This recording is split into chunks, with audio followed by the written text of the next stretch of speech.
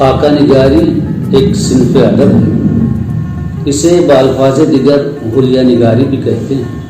اس میں لکھنے والا ادیب یا مصنف جو اس کا ممدوح ہوتا ہے اس کا سراپا پیش کرتا ہے اپنے انداز میں، اپنے اسلوب نگارش کا اظہار ہوتا ہے اس سے مصنف کا، اور اس حلیہ نگاری میں دو شخصیتوں کا فن سامنے آتا ہے، ایک تو لکھنے والا اور دوسرے جس کو موضوع گفتگو بنایا گیا ہے۔ لہٰذا دونوں شخصیتوں کا فن، ان کا اسلوب نگارش، ان کا طرز تحریر جب مل جاتے ہیں تو لامحالہ یہ ایک دلچسپ تحریر ہوتی ہے۔ تو اس سلسلے کی جو کتابیں اردو میں تحریر کی گئی ہیں، اسی لیے ان کی مقبولیت میں دن دگنی رات چوگنی اضافہ ہو رہا ہے۔ ہماری آج کی جو کتاب ہے ماجد قاضی صاحب کی، اسی قبیل کی ایک کتاب جس کا نام ہے حسن سراپا، اس کا اختصار کے ساتھ ہم آپ کی خدمت میں مشاہدہ کرتے ہیں۔ معزز ناظرین، اردو چینل کے تحت کتابوں پر تبصرے اور ان کا ایک مختصر تعارف آپ کی خدمت میں پیش کیا جائے گا۔ اس سلسلے کی پہلی کڑی ہم آپ کی خدمت میں پیش کر رہے ہیں۔ آج کی منتخب کتاب کا نام ہے حسن سراپا، اور اس کو تخلیق کیا ہے محترم ماجد قاضی صاحب نے۔ جناب ماجد قاضی صاحب کا تعلق کلیان سے ہے، اور فی الوقت آپ بمبئی کے مشہور زمانہ مہاراشٹر کالج میں اردو شعبے کے صدر ہیں۔ حسن سراپا ایک بے حد پرلطف اور دلچسپ کتاب ہے۔ یہ کتاب جیسا کہ اس کے نام سے ظاہر ہے، خاکے اسے کہہ لیجیے، قلمی مرقع کہہ لیجیے، یا قلمی تصویریں۔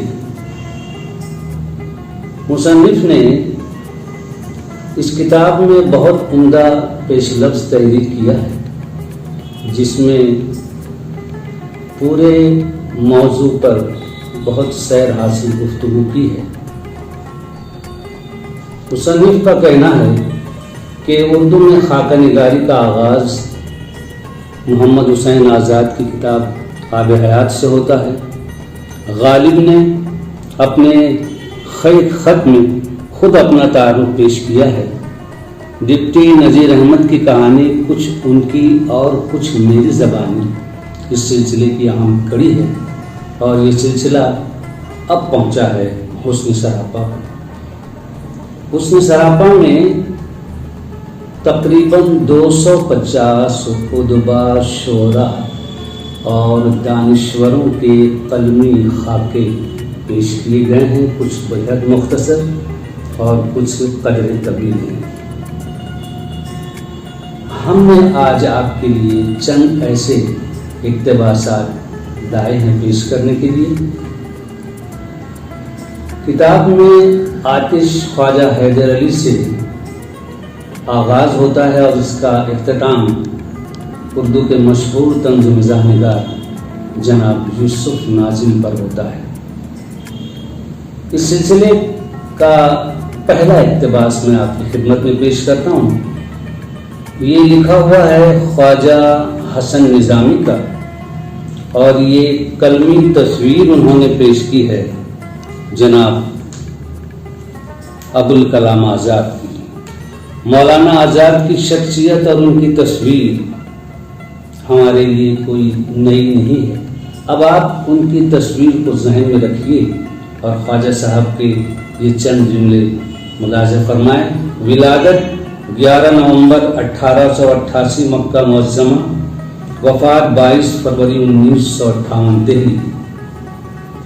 سر و قد دوہرا بدن، ایرانی وجہ کی بڑی آنکھیں، کتابی چہرہ، چھوٹی داڑھی، آواز مہین اور بلند، مزاج میں تمکنت اور وقار، طبیعت میں شوخی و ظرافت، دہلی کے رہنے والے ہیں۔ قوم سید، پیشہ آزادی اور بے نیازی۔ حافظے کی قوت بے مثال ہے، تصور کی طاقت چونٹی کی ناک اور چیل کی آنکھ سے بڑی ہوئی ہے۔ تقریر و تحریر کے خود مختار بادشاہ ہیں، نازک مزاجی میں تانا شاہ اور سیاست دانی میں ہندوستان کے ہر مسلمان سے زیادہ ہیں۔ بیرون ہند کے مسلمانوں میں بھی مقبول ہیں، ظاہرداری اور نمود سے بیزار ہیں۔ مسلمانوں میں گاندھی جی ہو سکتے تو ابوالکلام ہوتے، اور مالوی جی ہو سکتے تو ابوالکلام ہوتے۔ یہ اقتباس مصنف نے سالنامہ میلادی جنتری سے اخذ کیا ہے اور تحریر ہے خواجہ حسن نظامی کی۔ جیسے کہ میں نے عرض کیا کہ خواجہ صاحب کی تحریر ہے، اب میں ایک ایسا اقتباس آپ کی خدمت میں پیش کر رہا ہوں جو خواجہ حسن نظامی پر لکھا ہوا ہے، اور اس سے اردو کے مشہور خاکہ نگار جناب شاہد احمد دہلوی نے تحریر کیا ہے۔ شاہد احمد دہلوی اپنی کتاب چند ادبی شخصیتیں میں خواجہ حسن نظامی کا خاکہ پیش کرتے ہیں۔ فرماتے ہیں ولادت 25 دسمبر 1878 دہلی، وفات 31 جولائی 1955 دہلی۔ خواجہ صاحب کا خاکہ ملاحظہ کریں، تصور کی آنکھ سے دیکھیں اور یہ تحریریں ملاحظہ کریں کہ میں نے جب سے ہوش سنبھالا خواجہ صاحب کو ایک ہی سا دیکھا۔ انہیں دیکھ کر یہ خیال ہوتا تھا کہ وقت کی رفتار تھم گئی ہے، زمانے کی گردش رک گئی ہے۔ آخر میں ان کی داڑھی میں چند سفید بال البتہ آ گئے تھے، ورنہ خود ان میں سرے منہ فرق نہ آیا تھا۔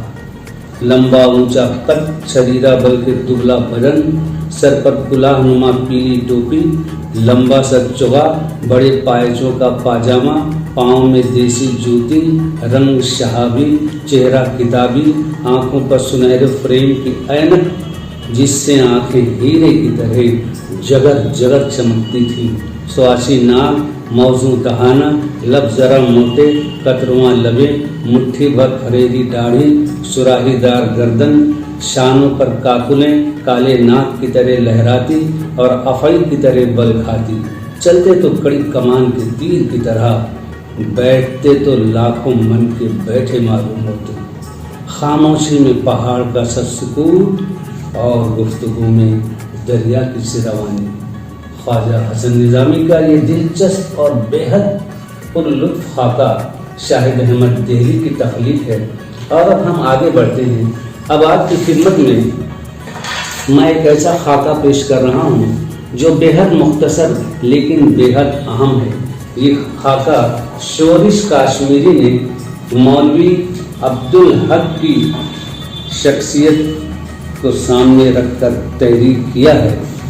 مولوی عبدالحق جنہیں بابائے اردو بھی کہا جاتا ہے، مولوی صاحب کا خاکہ شورش کاشمیری کی زبانی سماعت فرمائیں کہ ولادت 20 اگست 1870 ہاپور، وفات 16 اگست 1961 کراچی۔ نام عبدالحق، تخلص اردو، پیشہ انجمن ترقی اردو، بظاہر مولوی بباطن پیر مغم، قد بہرے طویل میں ہے، رنگ میں عطائے جلی ہے، آنکھیں شڈول، چہرے پر قصیدے کی تشبیہ معلوم ہوتی ہیں، کمر میں اس سن و سال کے باوجود کوئی شتر دربہ نہیں، خود مسجع عبارت سے پرہیز کرتے ہیں، لیکن داڑھی مسجع بھی ہے اور مقطع بھی۔ بابائے اردو شورش کاشمیری چہرے کتاب کا نام ہے اور یہ کتاب جنوری 1965 میں کراچی سے شائع ہوئی ہے۔ ناظرین، اب ہم آپ کی خدمت میں اس کتاب کا سب سے آخری خاکہ جسے جناب عالم ندوی نے تحریر کیا ہے اور آپ کا موضوع گفتگو ہیں جناب یوسف ناظم صاحب۔ ندوی صاحب یوسف ناظم صاحب کے متعلق رقم تراز ہیں کہ قد میانہ، رنگ سہانا، تن کے دبلے، من کے اجلے، ابرو خمیدہ، روشن دیدہ، पलकें तनी हुई, आंखें धसी हुई, आंखों के गिर्द ऐसा हाला कि बेऐनक भी ऐनक लगाए मालूम होते। मूछें दाढ़ी के बालों को न तो मुंह लगाया, मोछ दाढ़ी के बालों को न तो मुंह लगाया और न आखिर उम्र में उन्हें सर पर चढ़ाया। कनपट्टियों और बुद्धि से लगे बालों के गुच्छे सेवइयों के लच्छे मालूम होते थे। कुदरत ने उनकी नाताकती पर तरस खाकर सर के अगले हिस्से से बालों का बोझ यूं उतारा कि सर और पेशानी के दरमियान जो फासला था वही खत्म हो गया। उनके बेटे खालिद नाजिम कहते हैं, बाबा 40 साल से नाई की दुकान पर बाल कटवाने नहीं गए। वो बुद्धि और कनपट्टियों के बालों को मुट्ठी में ले लेते और मुट्ठी से बाहर निकले बालों को घर की बच्चियां कैंची से कतर देती। झुर्रियों भरे चेहरे पर नाक 2 नली बंदूक की तरह हमेशा तनी रही।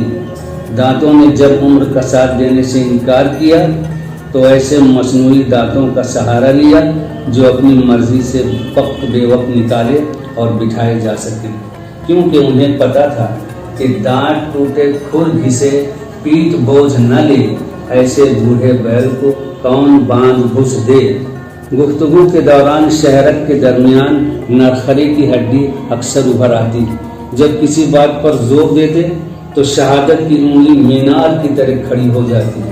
वक्फे वक्फे से मुखातिब की और अपने दाहिने पंजे को यूं आगे पीछे करते कि कांग्रेसी पंजे का मुतहर्रिक निशान मालूम होते। किसी प्रोग्राम में जाते तो ऊंची दीवार की काली या दूसरी खुचरंग टोपी जरूर पहनते। कभी कभार इंग्लिश कैप को भी इज्जत बख्शते। घर से बाहर तरह तरह के खुचरंग सफारी सूट ही जेबे तन करके जाते। घर के अंदर सफ़ेद कुर्ता पाजामा पहनते। लोगों के सामने वो खुली हुई किताब की तरह थे, इसलिए अपनी शराफत के सबूत में सफ़ेद पोशी का सहारा कभी नहीं लिया। खुली हुई किताब की तरह रहे, क्योंकि हाजत मुशाता नीस रूए दिल आराम था, यानी हकीकी वस्फ को नुमाइश और तसन्नुर की ज़रूरत नहीं होती। हुस्न यूसुफ का कोई कमाल तो इनमें नहीं था, मगर जाने महफिल वो हमेशा बने रहे। उनको देखकर किसी हसीना ने फल की जगह उंगली काटने की तमन्ना भी न की होगी, मगर उनकी शगुफ्ता और ज़राफत से पुरतहरीरें पढ़कर बहुत से अदब नवाज महजबियों के दिल कट कट गए होंगे। वो काबिल तक़लीद हद तक खुश लिबास थे।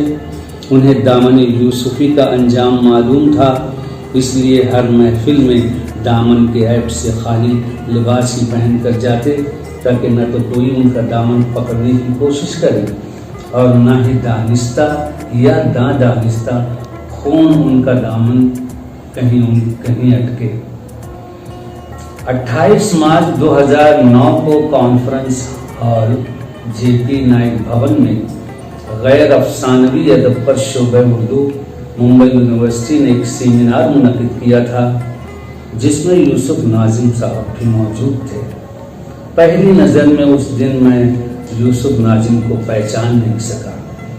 मसनूई दांतों को मुंह से निकालने के बाद वो मोटर के पहिए में बेट्यूब का टायर मालूम हो रहे थे।